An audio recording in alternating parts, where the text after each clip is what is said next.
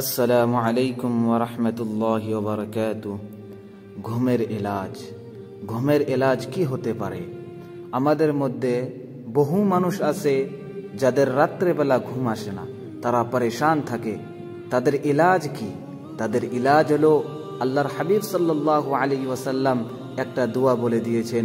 আল্লাহর হাবিব সাল্লাল্লাহু আলাইহি ওয়াসাল্লামের জামানায় হযরত যায়েদ বিন সাবিত রাদিয়াল্লাহু তাআলা আনহু আল্লাহর হাবিব সাল্লাল্লাহু আলাইহি ওয়াসাল্লামের কাছে এসে শিকায়ত করলেন, ইয়া রাসূলুল্লাহ সাল্লাল্লাহু আলাইহি ওয়াসাল্লাম, আমি রাত্রিবেলা ঘুমাতে যাই, আমার ঘুম আসে না, আমি কি করব?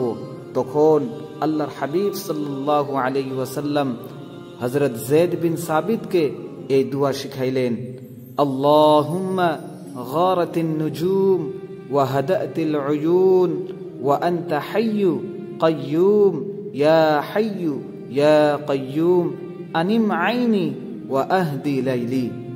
ইয়ে যায়েদ বিন সাবিত, তুমি এই দোয়াটা পড়ে নিও, ইনশাআল্লাহ আল্লাহ তাবারক ওয়া তাআলা তোমাকে তোমার পরেশানির থেকে দূর করে দিবে। আমাদের মধ্যে যাদের ঘুম আসে না, তারা যদি এই দোয়া পড়ে না, ইনশাআল্লাহুল আজিজ আল্লাহ তাবারক ওয়া তাআলা তার পরেশানির থেকে দূর করে দিবেন।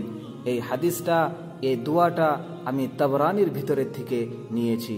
আসসালামু আলাইকুম ওয়া রাহমাতুল্লাহ।